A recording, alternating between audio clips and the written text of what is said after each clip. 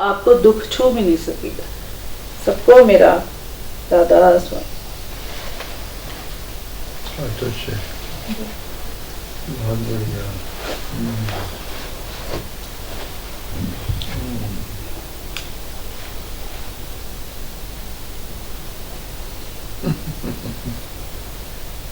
हो गया जी जी। खुश रहो, सुखी रहो। बड़ी देर भाई, बड़ी देर भाई।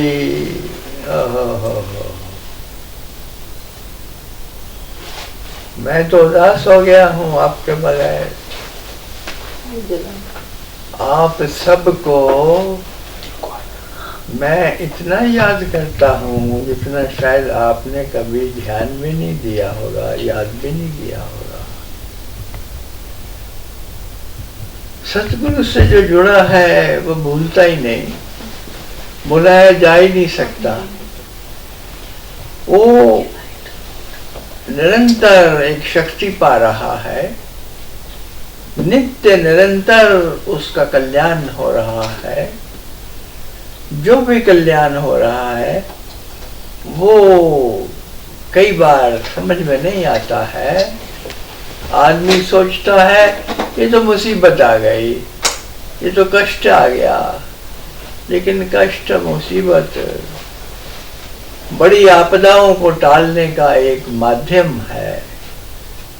बड़ा कष्ट आता है, भक्तों को भी आता है, अनुयायियों को भी आता है, जो बैठे हैं हमारे सानिध्य में उनको भी आता है।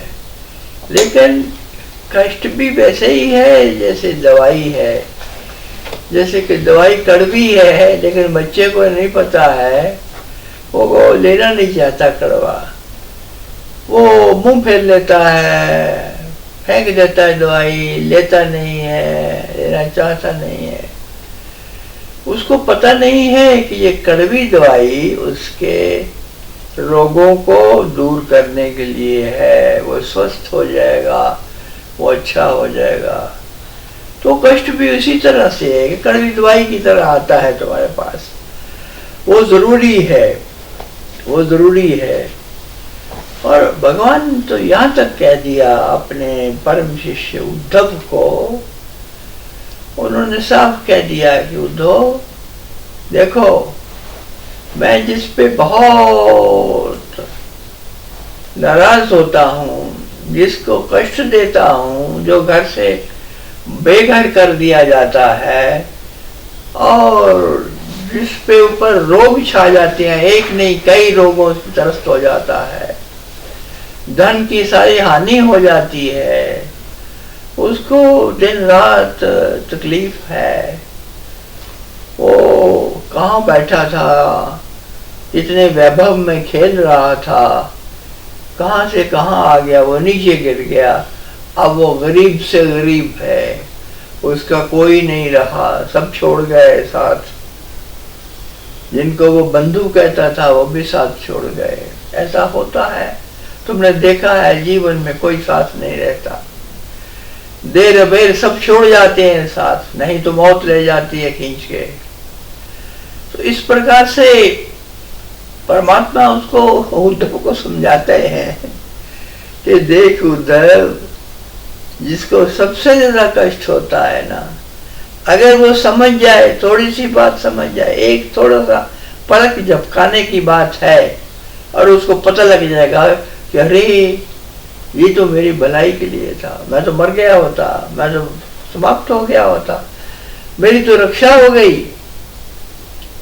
तो यही गुरु माँ कह रही थी अभी आपको, ऐसा है, घबराना नहीं। मैं तो सारे इस काल में, इस कोरोना काल में, जब आपने मुझे दर्शन नहीं दिए, मैं तो आपकी ही आराधना करता रहा। पूछो गुरु माँ से, कैसे रात रात उठ करके चौबारे पे चढ़ करके मैं देखता था, निहारता था दूर दूर तक, दूर दूर तक, पास से लेके दूर, दूर से लेके पास तक। और जो भी जुड़े हुए होते हैं लोग, वो तुरंत मेरे हृदय में प्रवेश पाते हैं और आशीष तो उनको मिलना ही है। उनको सुरक्षा मिलती है, उनको बहुत बड़ा आशीर्वाद मिलता है, उनको संरक्षण मिलता है, उनको, उनके परिवार को। तो ये एक कीमिया है, जिसको कोई समझ ले तो समझ ले। तभी तो गुरु की महिमा है ना, ये गा रहे थे अभी, गुरु ब्रह्मा गुरु विष्णु गुरुदेव महेश्वरा। गुरु साक्षात पर ब्रह्म, ब्रह्मा नहीं, ये उच्चारण में ब्रह्मा बोलते हो, पर ब्रह्म, ये जो ब्रह्म है, ये जो सारा कॉस्मिक फैलाव है, उससे भी जो आगे है, ये जो ब्रह्मांड है उसी को ब्रह्म कहा है। ये ब्रह्मांड से भी आगे है। ब्रह्मा तो एक देव हैं, हमारे पूज्य देव हैं, वो अलग है। गुरु ब्रह्मा गुरु विष्णु गुरुदेव महेश्वरा, गुरु साक्षात पर ब्रह्म, तस्मै श्री गुरुवे नमः। ऐसे गुरु को प्रणाम करते हो हर दिन। ये नहीं कि गुरु पूर्णिमा के दिन, गुरु पूर्णिमा तो आती है जाती है, चली जाएगी फिर आएगी। ये भगवान व्यास ऋषि, जिनको भगवान का दर्जा दिया गया है, वो व्यास ऋषि का जन्मदिन भी है आज। तो इसको व्यास पूजा भी इसीलिए कहते हैं, गुरु पूजा को व्यास पूजा कहा जाता है। तो गुरु तो एक ही है, वो परमात्मा तत्व, वही आदि गुरु था। भगवान शिव को आदि गुरु कह दिया, गुरुओं के गुरु कह दिया। ये जो गुरु है, ये गुरु दरअसल अंधकार को दूर करने का एक बड़ा ही सस्ता, बड़ा ही सहज, बड़ा ही सीधा साधा नुस्खा तुम्हारे हाथ में है। अगर तू पकड़ ले उसका लड़, उसका बाजू पकड़ ले, तो तुम्हारे अंधकार मिट जाते हैं तुरंत। गुरु नाम ही उसका है जो अंधकार को दूर करता है। गु गो गो गु अंधकार, र प्रकाश। तो जो अंधकार में प्रकाश कर देता है वो गुरु है। गौराती इति गुरु, मैंने बोला ना कई बार, गौराती इति गुरु। जो अंधकार को रौंदता है उसको हमने गुरु कहा है। अंधकार कैसा है, कौन सा अंधकार? ये सूर्य डूब जाता है तो अंधकार आ जाता है, वो वाला अंधकार नहीं। वो तो तुम्हें आराम करने के लिए, तुम्हें सुलाने के लिए एक व्यवस्था है इस संसार के सृष्टा की। अंधकार का अर्थ होता है कि जिस चीज ने भी तुम्हारे पाँव में बेड़ियां डाल रखी हैं, जो भी तुम्हें भटका रहा है, जो भी तुम्हारे ऊपर पर्दों की तरह पड़ा हुआ है, जो भी दीवारें बन के खड़ा हो गया है तुम्हारे और तुम्हारे आनंद के बीच में, आनंद और आनंद के बीच में कौन खड़ा है? तुम्हारे अपने ही लवाजमात, तुम्हारे अपने ही विषय वासना, वो सब बीच में खड़े हैं। काम, क्रोध, लोभ, मोह, अहंकार, ईर्ष्या, द्वेष, ये सब जितने भी नकारात्मक वृत्तियों के ढेर हैं जो तुमने अपने अंदर संजो रखे हैं, वही दीवारें बन जाती हैं, रुकावटें बन जाती हैं तुम्हारे और तुम्हारे आनंद के बीच में, तुम्हारे और तुम्हारे सुख के बीच में, तुम्हारे और तुम्हारे परमात्मा के बीच में, तुम्हारे और तुम्हारे सतगुरु के बीच में। वही दीवारें इंसान को गुमराह करती हैं और गलत रास्तों पे ले जाती हैं और बर्बादी का सबब बनती हैं। वो बर्बादी ही उससे मिलती है। कहा ना, आगे बार बार भगवान कहते रहते हैं, विषय, और हमने भी कई बार कहा इसमें राधा स्वामी मत में, तुम्हें याद है ना, विषयों से जो होए उदासा, परमारथ की जामन आशा, धन संतान प्रीत नहीं जाके, और जगत पदार्थ चाह नहीं ताके, खोजत फिरे साध गुरु जागे। जो इंसान बाल बच्चों में रहता हुआ, परिवार में सुख भोगता हुआ, अपने सारे कार्य करता हुआ, कर्तव्यों को निभाता हुआ, आनंद में विचरता है, क्योंकि वो आनंद से जुड़ा हुआ है, उसका सतगुरु है जिसने सीधा उसको परमात्मा की गोद में बैठा दिया है, उसको किस बात की चिंता है, किस बात का फिक्र है, जिसके ऊपर तू साइया सो दुख कैसा पावे। तुम गाते हो, लेकिन गाने से काम न चलेगा। अब मैं कहा गया मेरे सत्संग तो हजारों में फैले हुए हैं, कब से मैं सत्संग दे रहा हूँ, सत्संग देते देते ये हालत हो गई मेरी, इस अवस्था में पहुंच गया मैं।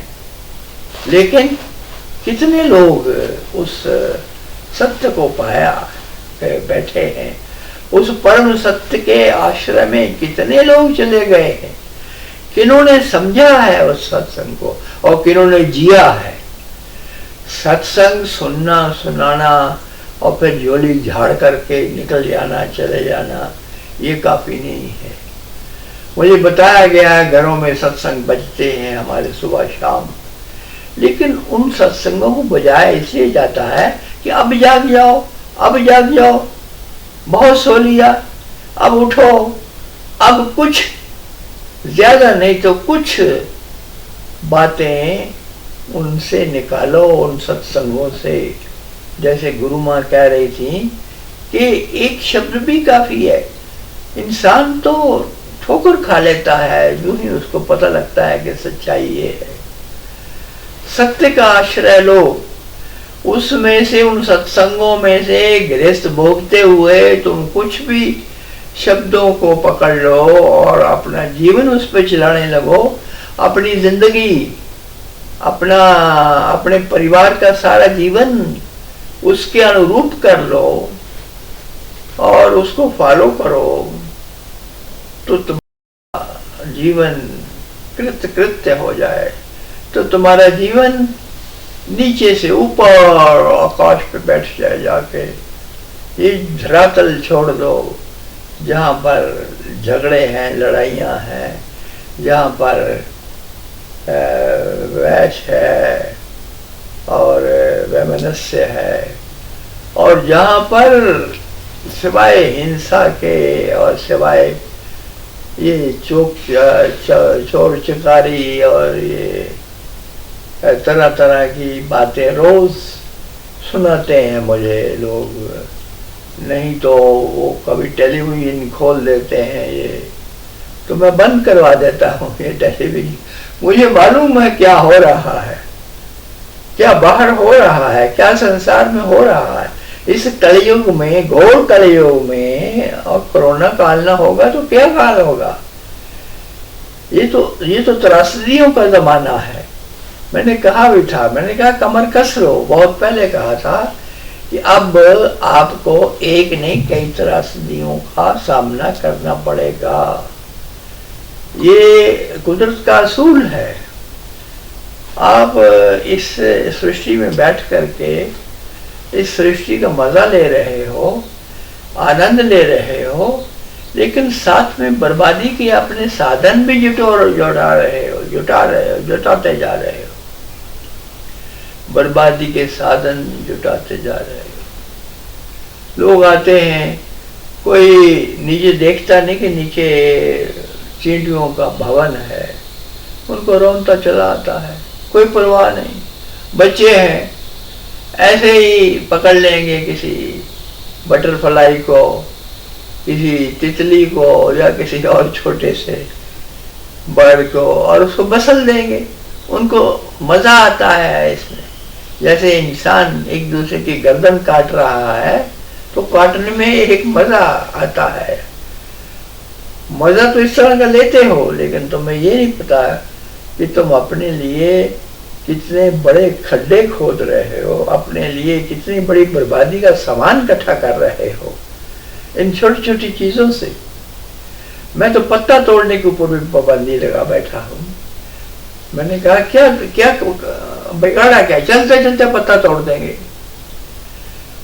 चलते चलते ये हैजी बनी हुई है, इसके ऊपर हाथ रखेंगे पत्ता तोड़ देंगे। ये पत्ते ने तेरा क्या कसूर किया है? किया भी हो तो हमने तो क्षमा सिखाई है कि कसूरवार को भी क्षमा करो। क्षमा वीरस्य भूषणम, क्षमा।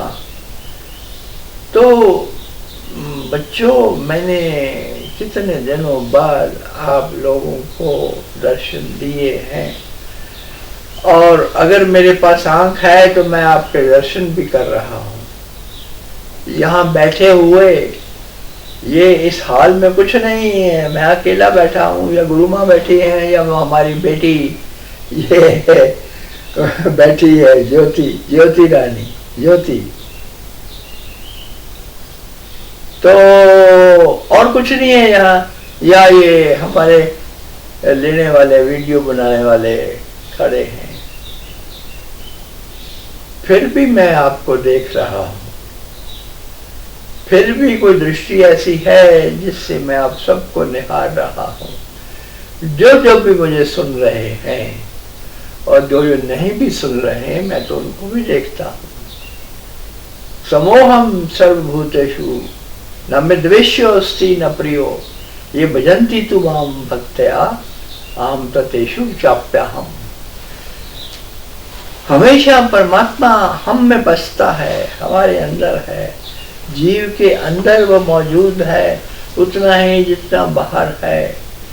तो इसीलिए इसी एक बना पर मैं कहता हूँ आप सबसे कि गुरु पूर्णिमा तो उस दिन मनाना, वैसे तो हर पल गुरु पूर्णिमा चल रही है, हर घड़ी। वो भूलता ही नहीं, भूलेगा कि भूले तो मरे। इधर तुमने भूला, उधर तुम रोग से ग्रस्त हुए, उधर पीड़ा हुई, उधर दर्द उठा, उधर विनाश लीला शुरू हुई। भूलना नहीं, किसको भूल सकते हो? अपनी आत्म क्षेत्र को भूल सकते हो। तुम भूल सकते हो कि तुम किससे बने हो। तुम भूल सकते हो कि तुम्हारा बीज क्या है, कौन सा है बीज तुम्हारा अंतरतम में, कहां से तुम उगे हो, कौन है तुम्हारे भीतर, कौन है तुम्हारी सांस चला रहा दिन रात, पल पल, क्षण क्षण, और कौन है जो तुम्हें चला रहा है, जो तुम्हें सारा सृष्टि का, सारे ब्रह्मांड का भ्रमण करा रहा है। तुम देख रहे हो, सुन रहे हो, सूंघ रहे हो, खा रहे हो, पी रहे हो। तुम्हें अन्न की भरमार है, जहां से मर्जी ले लो। ये अलग बात है कि आने वाले वक्त में अन्न मिलेगा नहीं, लोगों को अन्न की दिक्कत आएगी, लेकिन तुम तो ठीक हो ना, तो आनंद उठाओ। आनंद परमानंदा बोधस्तम सुखम चर, मैं अक्सर कहा करता हूँ, आनंद परमानंदा सबोधस्वम सुखम चर, आनंद परमानंदा सबोधस्वम सुखम चर। अरे तू दुख में क्यों है, तो तुरंत सुख में आ जा, क्योंकि तू सुख में ही है। उस मछली को, उस मीन को पता नहीं है, वो कह रही है मैं बड़ी प्यासी हूँ। वो अपनी प्यास बुझाने के लिए सारा समुद्र गा देती है, ऊपर से नीचे, नीचे से ऊपर, दूर दूर तक वो जाती है, आती है। प्यास क्या है? प्यास तो कबीर साहब जैसा कोई चित्त जो भगवत्ता में पिरोया हुआ है, वो देखता है, वो कहता है कि मुझे तो हंसी आती है, जल में मीन प्यासी, मुझे देख के आवे हंसी। हंसी समझ के, हंसी इसी बात की है कि दिन रात परमात्मा ने तुम्हें घेरा हुआ है, वही तुम भीतर ले रहे हो, वही बाहर छोड़ रहे हो, श्वास श्वास में बसा हुआ वो परमात्मा जो तुम्हें राह दिखाता है। तुम्हें ठोकर लगती है, तुम बीमार पड़ते हो, तुम्हें दर्द उठता है, वही सहारा देता है। जो भी तुम्हें सहारा देने के लिए आगे आता है वो परमात्मा है, उसी का रूप है, उसी की शक्ति है, उसी का फरमान है, उसी की मौज है, और तभी वो होता है। नहीं तो कुछ नहीं है जगत में उसके सिवा। अब बार चाहे इंद्र अग्रवाल हो, चाहे कोई और हो, कहते रहते हैं माँ को, गुरु माँ को, हमारी गुरु माँ को, आप सबकी गुरु माँ को क्या कहते हैं? दर्शन दर्शन दर्शन दर्शन। अरे अभी तक दर्शन ना हुए। बानी तो कहती है, गुरुबानी तो कहती है, दर्शन परखिए गुरु के, जन्म मरण दुख जाए। सारे दुख नाश हो जाते हैं, यहाँ तक कि जन्म और मृत्यु का जो दुख है, जो बार बार जन्म लेते हो, मरते हो, और वो यातनाएं सहते हो, संताप सहते हो, और रिश्ते हो, रोते हो, ये सब जो दुख हैं, सुख थोड़ा है उसके साथ दुख बड़े जुड़े हुए हैं, और उस सुख को पाने की लालसा में तुम हजार दुख उठाते हो। तो ये सब नहीं बचते हैं। एक दर्शन मात्र से दुखों का सर्वथा सदा नित्य निरंतर नाश हो जाता है। लेकिन तुम्हारे दुख अगर कायम है तो बैठो, बैठ के सोचो, देखो कि किस दर्शन से वो मिटता है। दर्शन तो चाहते हो, लेकिन उस दर्शन से तुम्हारे मिटते क्यों नहीं रोग, छटता क्यों नहीं तुम्हारा शोक, क्यों तुम्हारे जीवन में फूल नहीं खिलते हैं, क्यों बहारें नहीं आती हैं? बात क्या है? बात एक ही है। वो मुझे याद आता है, ओ कबीर साहब, भाई कोई सतगुरु संत कहावे। सतगुरु संत कोई होता है, जगह जगह जहाँ कदम रखते हो वहाँ सतगुरु संत नहीं होता। तुम्हारी तो बड़ी बचकानी शर्तें हैं, बड़ी बचकानी तुम्हारे पास वो मेजरिंग यार्ड्स हैं, बड़ी बचकानी तुमने रखी हुई हैं अपने पैमानों की भरमार। पैमाने क्या है कि मेरा काम बनेगा तो सतगुरु है, नहीं तो नहीं है। अरे सतगुरु बेवकूफ इंसान सतगुरु से शर्तें रखता है, और अगर शर्त के साथ तुमने सतगुरु के चरणों में समर्पण किया है तो वो दो कौड़ी का समर्पण, उस समर्पण का कोई फायदा नहीं, उस समर्पण का कोई अर्थ नहीं। वो समर्पण जो जैसा किया जैसा ना किया, उस पूजा का क्या फायदा? ये अभी माँ ने पूजा की है, गुरु पूजा की है, एक संकेत के तौर पे, छोटे से संकेत के तौर पे, क्योंकि गुरु पूजन किया जाता है, एक बनी हुई है रवायत आदि काल से, तो गुरु पूजन करते हैं। लेकिन इसका खंडन करते हैं। संत जो जानता है वो कहता है कि ना, ये क्रियाकांड ना चलेगा, क्रियाकांड न चलेगा। सतगुरु वो है जो पहली बात तो है कि मिलता नहीं सतगुरु, कहाँ मिलेगा? जो पूर्ण रूप से निस्वार्थ है, निष्काम है, प्रजहाति यदा कामान सर्वान पार्थ मनोगतान आत्मेव आत्मा तुष्टा सिद्ध प्रज्ञ से तदा उचित है। अर्जुन भी पूछता है, अर्जुन भी पूछता है कि बार बार कहते हो कि गुरु की अवस्था में आ जाओ, सतगुरु की अवस्था में आ जाओगे तो तुम्हारे दुख ना रहेंगे।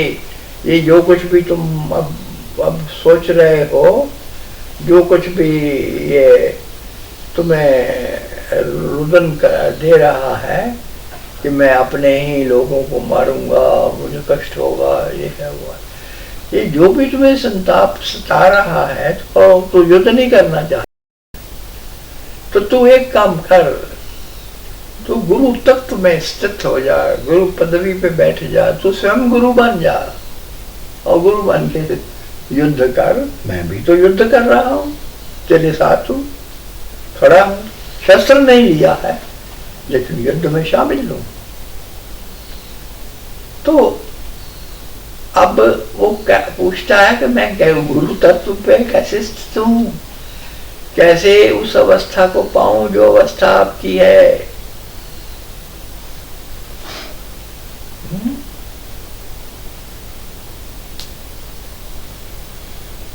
कथम, कैसे कैसे। तो तब भगवान कृष्ण उसको कहते हैं प्रजहाति यदा कामन सर्वान् पार्थमतो गतान् आत्मनेव आत्मतुष्टा तत्प्रज्ञ सतदा उच्यते।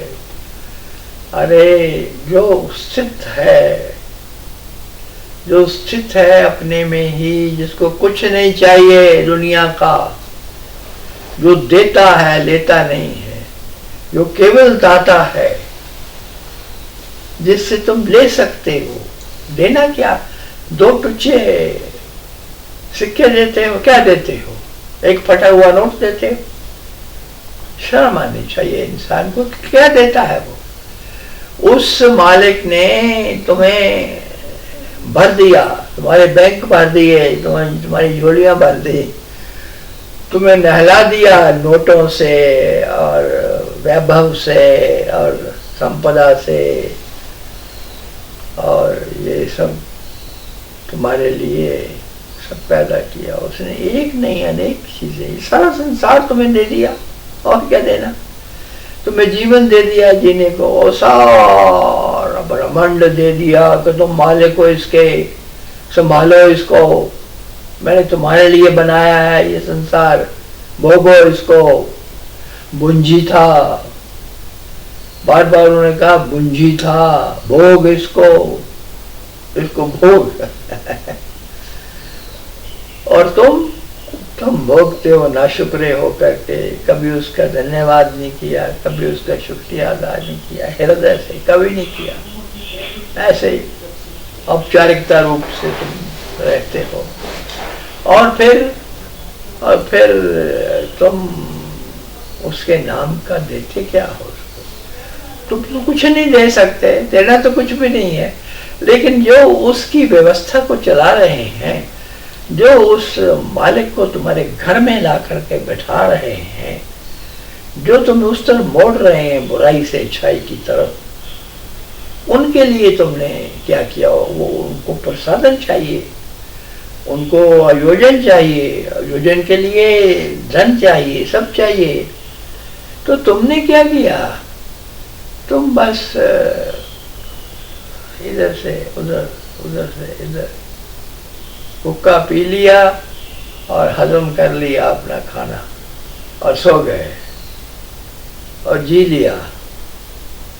उसका शुक्रिया अदा करना सीखो, कम से कम यही करो दिन रात। और कुछ नहीं कर सकते, कुछ नहीं दे सकते। मंदिरों में जाते हो, सोने के छतर चढ़ाते हो, क्या क्या करते हो, मैं सब जानता हूँ, मैंने खुद देखा हुआ, अपने आंखों से देखा हुआ। बहुत कुछ करते हो और तुम उसी गुमान में फूले नहीं समाते। तुम उसी अहंकार से चूर चूर मंदिर के अंदर जाते हो, उसी अहंकार से चूर चूर तुम मंदिर से बाहर आते हो। इसीलिए कुछ नहीं बनता है, तुम वहीं के वहीं रहते हो और परमात्मा हंसता रहता है इंसान की इन हरकतों से, वो कहता है कब सीखोगे, कब सीखोगे। तो मेरे सत्संगों की जरूरत नहीं है, मैंने बहुत सत्संग दे रखे हैं पहले ही। जो बातें मैं अभी भी कह रहा हूं, मैंने कई बार कई शक्लों में इनको पहले भी दोहराया है और तुम्हारे तक पहुंचाया है। मुझे चाहिए सुनने वाले नहीं, मुझे चाहिए अमल करने वाले लोग। मुझे चाहिए वो जो चले मेरे पद चिन्हों पे, जो छोड़े हैं सतगुरु ने अपने पद चिन्ह निशान छोड़े हैं, उनके ऊपर चलने वाले कितने लोग हैं। वो सतगुरु उनको देखता है, निहारता है। उन्हीं पे सबसे ज्यादा कृपा बरसती है, उन्हीं पे सबसे ज्यादा वो मेहरबान होता है। एक और चीज बार बार बार बार मुझ तक पहुंचाई है, गुरु माँ ने पहुंचाई है, कभी कभी तुम भी बोलते हो, और कोरोना काल से त्रस्त हो।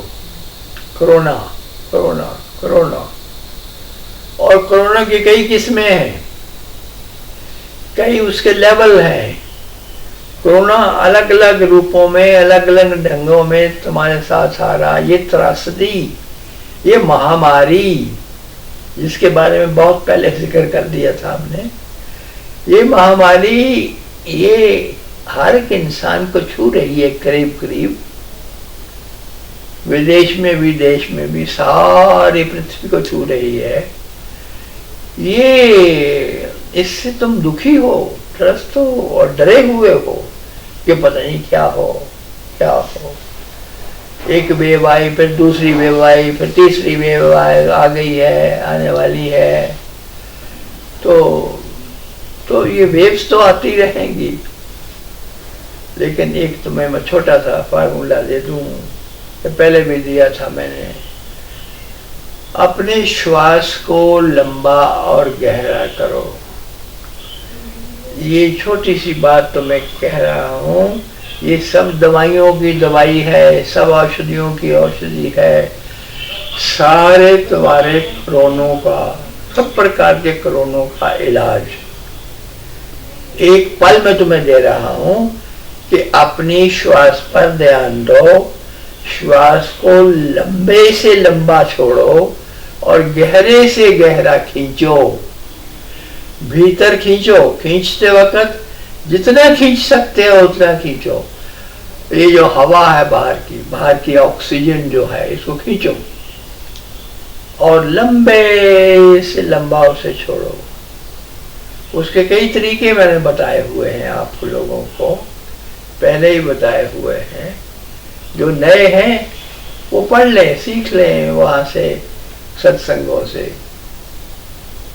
जैसे अब मैं हूं यहां बैठा हुआ, तो मैं गहरे से गहरा श्वास लूंगा अपने नाक से, और उसी नाक से मैं लंबे से लंबा श्वास करके छोड़ूंगा। नाक से ही लेना है, नाक से ही छोड़ना है। मैं काम कर रहा हूं, लेकिन बीच बीच में मुझे जब भूल जाता है तो मैं अपना ध्यान श्वास पे लाता हूं, श्वास को गहरा करता हूं, लंबा छोड़ता हूं। गहरा करो, लंबा छोड़ो, एक फार्मूला, सब फार्मूलों का एक फार्मूला। क्योंकि ये जितनी त्रासदी मैंने गिनाई हैं, ये सब की सब श्वास के माध्यम से तुम्हारे भीतर जाती हैं, और श्वास बहुत जरूरी है। श्वास का क्या अर्थ है? प्राण। प्राण जो तुम्हारा जीवन है, जिससे तुम जिंदा हो, जिससे पल पल तुम जी रहे हो। जब ये तार टूट जाती है प्राण की, श्वास बंद हो जाता है, तो इंसान की लीला समाप्त हो जाती है। श्वास को गहरा लो और लंबा छोड़ो। कितनी बार बोलूंगा, कितनी बार दोहराऊंगा। और सारा दिन करो, ये सारा दिन करो। करते क्या हो? चौका चूल्हा संभाला हुआ है, या दुकान पे बैठे हो, या कारोबार कर रहे हो कोई, या दफ्तर में गए हो, या सड़क पे चल रहे हो, या पहाड़ चढ़ रहे हो, या लेटे हो, कर क्या रहे हो? श्वास तो चल ही रहा है, तो श्वास पे आ जाओ। तो श्वास को गहरे से गहरा खींचो अपने नाक से, और गहरे से गहरा करके लंबे से लंबा करके उसे उन्हीं नॉस्ट्रिल से, उसी नाक से बाहर ले जाओ। उसमें जोर लगाने की जरूरत नहीं है, जैसा चल रहा है श्वास वैसे ही चलने दो, लेकिन उसको लंबा करो। श्वास तुम्हारा बहुत छोटा हो गया है और बहुत संकीर्ण हो गया है, और उसके ऊपर बहुत जल्दी अटैक कर देता है ये कोरोना और सब ये चीजें। इसके लिए एक प्राणायाम हमने बहुत पहले आपको दिया था। उस प्राणायाम में ओंकार का नाद करना होता है। वो एक तरीका है श्वास को बड़ा और लंबा करने का, और उससे रोगों की शांति होती है, रोग मिटते हैं, शोक मिटते हैं, बहुत सारी दूसरी बीमारियां अपने आप मिटने लगती हैं। तो करो करो वो ओंकार का नाद, ओम ओम ओम का उच्चारण। ओम 3 अक्षरों से बनता है, अ उ म।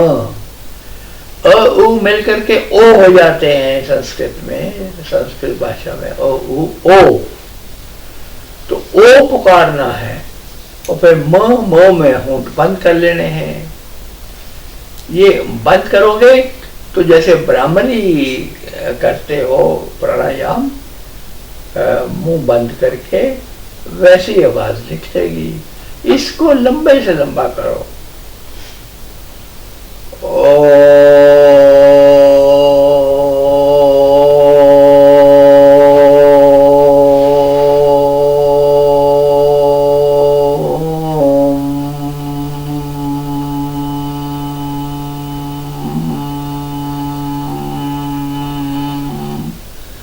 हर रोज आंखें बंद कर लो और बैठ जाया करो, रीढ़ की हड्डी सीधा रखा करो।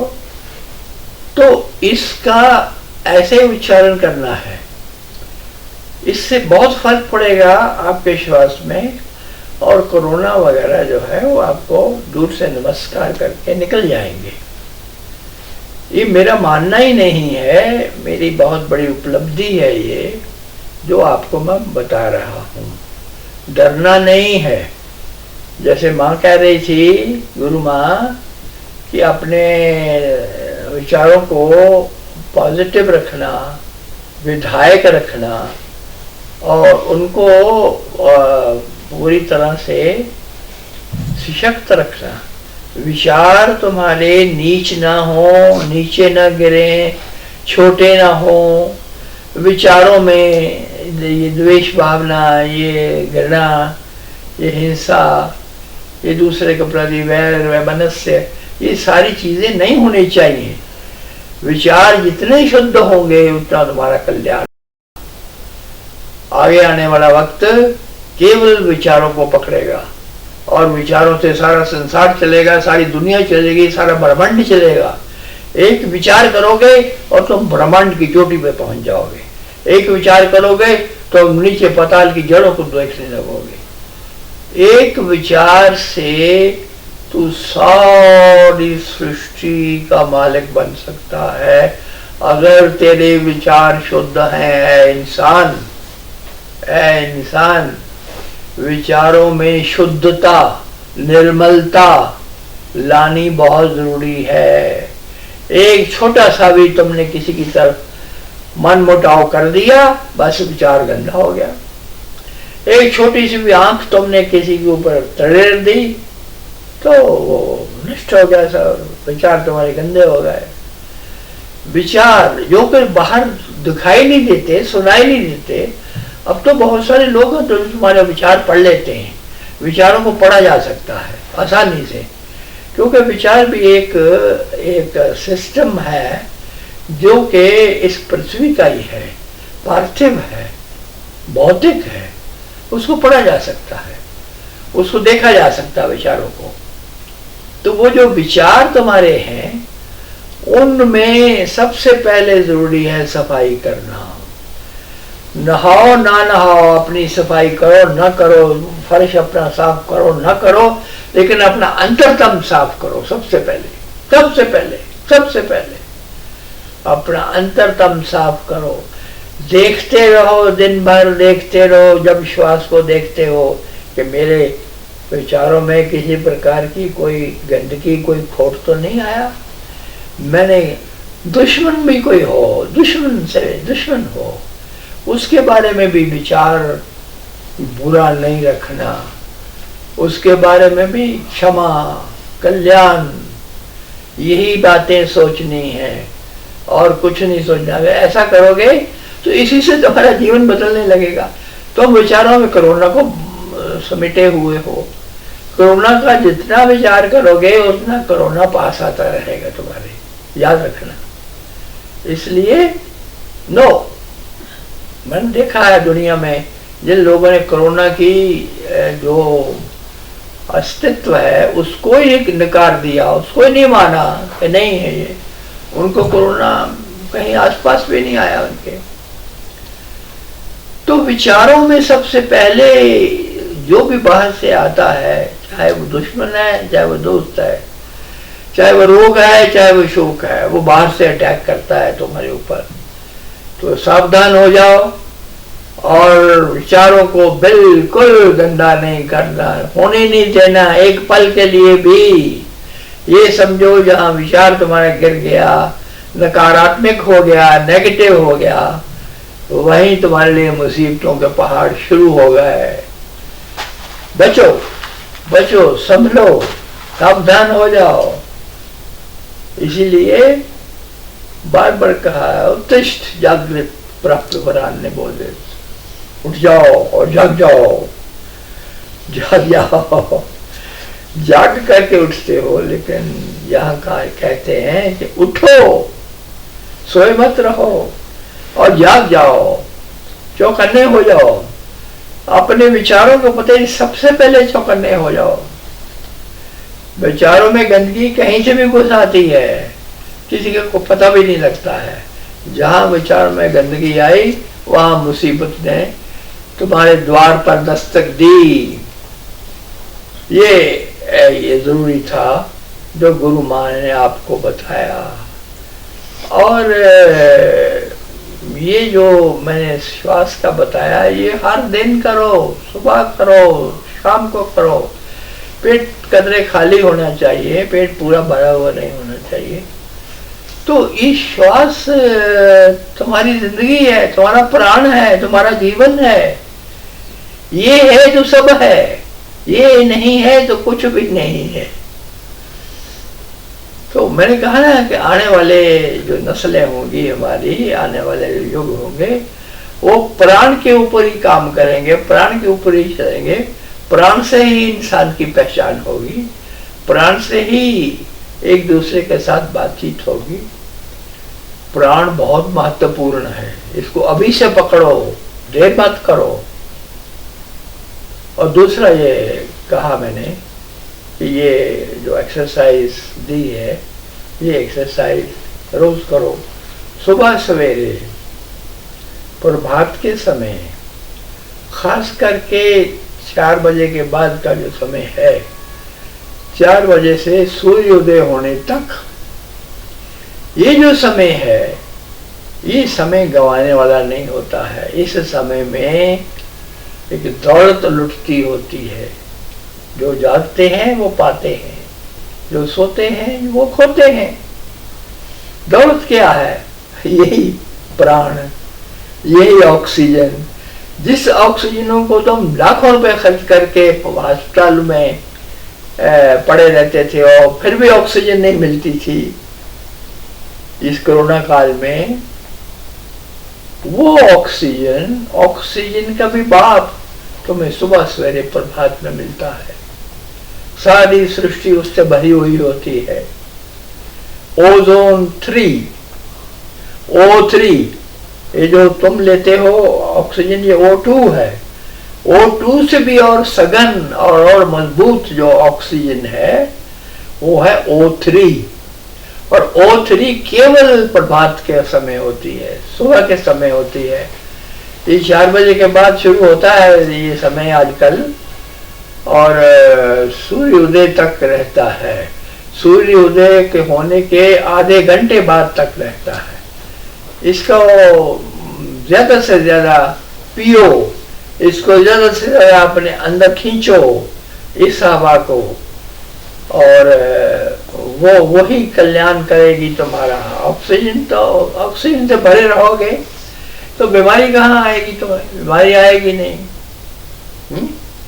गुरु जो बैठा है तुम्हारी बीमारियां लेने के लिए, ये सारी बीमारियां वो लेने को तैयार है, तुम्हें कोई बीमारी नहीं आएगी। तो इन बातों को ख्याल रखो, इन बात छोटी छोटी बातें हैं ये, इन बातों पे चलो, अमल करो। आज से ही, अभी से अपने श्वास पे ध्यान दो। और ये जो मैंने कहा है ओंकार का नाद, ओ, ये ओ जो है ये 2/3 होगा, और म होंठ बंद करके वो जो गूंज होती है जिसको भ्रामरी भी कहते हैं, वो गूंज 1/3 समय, जैसा कि तुमने 1 मिनट के लिए श्वास चलाया, अपना श्वास बाहर फेंका 1 मिनट के लिए, तो उस 1 मिनट में से समझो 40 सेकंड, 1 मिनट के 60 सेकंड हुए, तो उसमें से 40 सेकंड तो ओ करना है। ओ की ध्वनि उठानी है, ये नाद उठाना है। और जो म है वो 1/3, म आएगा 20 सेकंड। 40 सेकंड बाहर जाए हवा आपकी ओ से, और मुंह बंद करके गुंजार हो, वो जो भ्रामरी है उसकी आवाज निकले, ये 1/3 समय।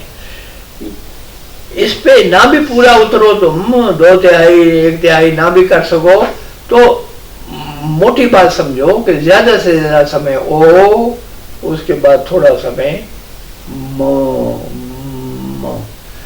ये करो। प्रार्थनाओं की प्रार्थना तुम्हें दे दी, इससे बड़ी कोई प्रार्थना नहीं है। तुमने अपने जीवन को संवार लिया, रोगों को नष्ट कर लिया, अपने काम तुम्हारे बनने लगे, ये प्रार्थना हो गई। ये उसके चरणों में चढ़ाते रहो, उसको ना भूलना, उसको याद रखना, ये जरूरी है। वो आधार है तुम्हारे जीवन का, सतगुरु। सतगुरु को अंग संग समझ करके उसको याद रख के ये काम करने हैं सारे। जितना वो ध्यान में रहेगा उतने ही शुद्धता और सिद्धता आएगी तुम्हारे में, उतने तुम सिद्ध होगे, उतने ही तुम परिकृष्ट होगे और श्रेष्ठतम अवस्था को प्राप्त करोगे। उस श्रेष्ठतम अवस्था में जो भी शुभ से शुभ होगा तुम्हारे लिए वही होगा। और तुम्हें क्या चाहिए बोलो? दर्शन, मैंने कहा ना दर्शन, परख लो दर्शनों को। ये दर्शन है, दर्शन नहीं होते हैं भाई। कोई सतगुरु संत कहावे, नैनन अलख लखावे, वो तो तुम्हें परमात्मा को भी दिखा सकता है। भगवान कृष्ण ने अर्जुन को उसी समय दिखा दिया, न तुमाम शक्य से द्रष्टुम नैव चक्षुषा दिव्यम ददामि ते चक्षु पश्य में योग मैश्वरम। उसी को, उसी का इन आंखों से न देख सका, चर्म चक्षुओं से अर्जुन भी न देख सका, लेकिन एक चक्षु ऐसा है, उस चक्षु को खोल दिया। ये यहाँ तीसरे नेत्र पे, ये आज्ञा चक्र, ये जिसको प्रज्ञा चक्षु कहते हैं हम, ये ज्ञान चक्र, ये जो 7 चक्र है उनमें से ज्ञान चक्र ये यहाँ आता है, छठा चक्र। उस चक्र पर खुलती है वो आंख, वो तब खुलती है ध्यान अवस्था में आप यहाँ जाओ। ये भी लंबा हो जाएगा सत्संग। मैं आपको ध्यान की भी बात करना चाहता था कि आप हर रोज सुबह शाम ध्यान में बैठो, और ध्यान अपना किसी भी चक्र पे लगा सकते हो, लेकिन सबसे उत्तम है ये जो दूसरे दोनों भवों के बीच में सेंटर में जहाँ टीका लगता है, जहाँ बिंदी लगती है, उस स्थान पे पाइनियल ग्लैंड है जो कि स्वतः तुम आपके अवधान को खींचता है। वो उसमें एक आकर्षण है, उस आकर्षण से तुम्हारा ध्यान खींचता है उस तरफ, अपने आप खींचता है। छोटे बच्चे जो पैदा होते हैं वो बेचारे मल से रहित होते हैं, उनको देखो तो कईयों की आंखें यहीं रहती हैं, यहाँ पे। ये सारी शक्तियों का ये स्रोत है। इसलिए अगर अपनी शक्तियों को बढ़ाना चाहते हो तो यहाँ पे टिके रहो, यहाँ पे ध्यान करो। और ध्यान करने से नहीं होता है, होने दो। जितना सहज और सरल रहोगे उतनी जल्दी ध्यान बनेगा। जितना तुम सतगुरु के संरक्षण में रहोगे और उसका आशीर्वाद लेके करोगे उतनी जल्दी होगा। गुरु कहा कि मैं कुछ नहीं करती, महाराज जी को दे देती हूँ, महाराज जी करते हैं। आपको पता नहीं है, ये भी अज्ञान है फैला हुआ, बहुत भारी अज्ञान फैला हुआ। गुरु माँ को लोग समझते नहीं। गुरु माँ में वो शक्तियां छिपी हुई हैं जो किसी में भी नहीं है, और किसी में भी नहीं है। सतगुरु में तो हो ही नहीं सकती। ये गुरु माँ है, गुरु माँ है। गुरु माँ में शक्तियां पीछे से आई हैं, बहुत पीछे से आई हैं। कई जन्म हम पीछे गए हैं, गुरु माँ के साथ गए हैं और देखा है। ये देखो, ये देखो, ये देखो, ये देखो। दुर्वासा ऋषि तो अभी हुए, भगवान कृष्ण के गुरु दुर्वासा ऋषि तो अभी हुए, उनसे बहुत पीछे, बहुत पीछे, बहुत पीछे, राम से बहुत आगे। वो जो समय से चली आ रही है ये रेखाएं, और ये चली आ रही है ये गाड़ी हमारी, उनमें क्या क्या प्राप्त किया है किसने, क्या जानते हो आप? जानते क्या हो? इंसान उंगली उठाने शुरू कर देता है। उंगली उठाने से पहले बैठ जाए, ध्यान करे, खुद देखे कि तुम कितने पानी में हो, क्या उंगली उठा सकते हो। जन्मों जन्मों की तपस्या लेकर के ये गुरु माँ उतरी हैं, जन्मों जन्मों की तपस्या को लेकर के। अब कुछ किया नहीं जा सकता, उसी का अधिकार है, कुछ नहीं तुम कर सकते। वो जिसको चाहेगी उसको आकाश में बैठा देगी, जिसको चाहेगी गर्त में डाल देगी। गुरु माँ है, गुरु माँ। इसमें दुर्वासा ऋषि का भी रूप है, इसमें सौम्य रूप भी है, सब प्रकार के रूप है।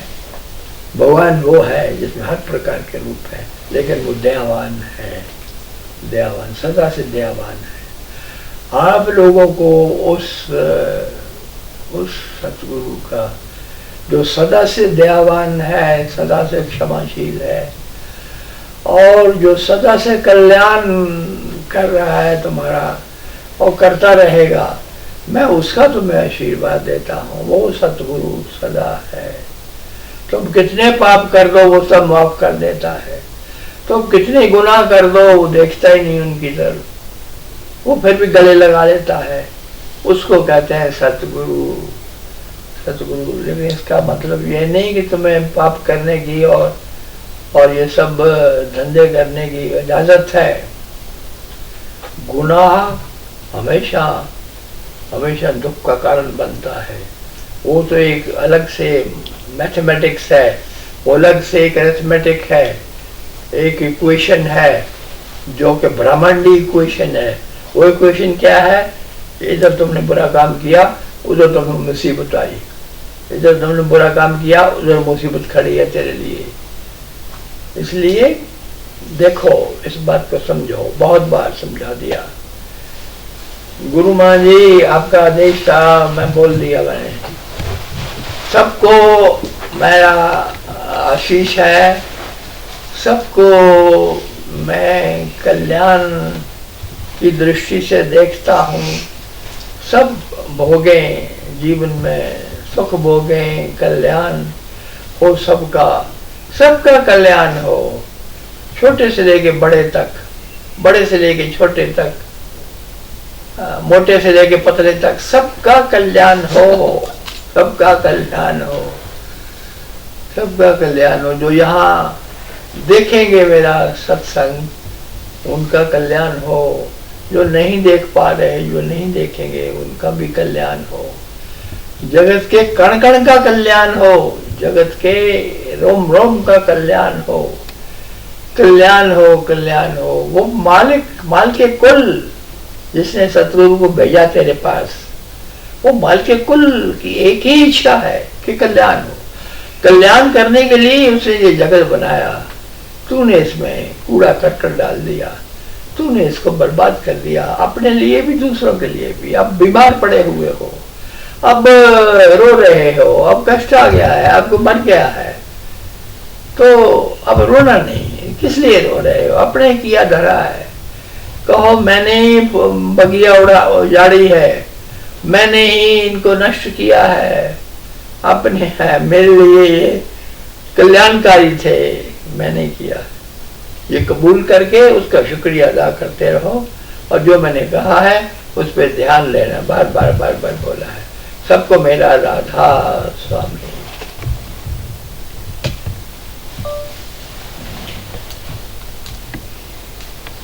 नहीं पसंद आया राधा स्वामी?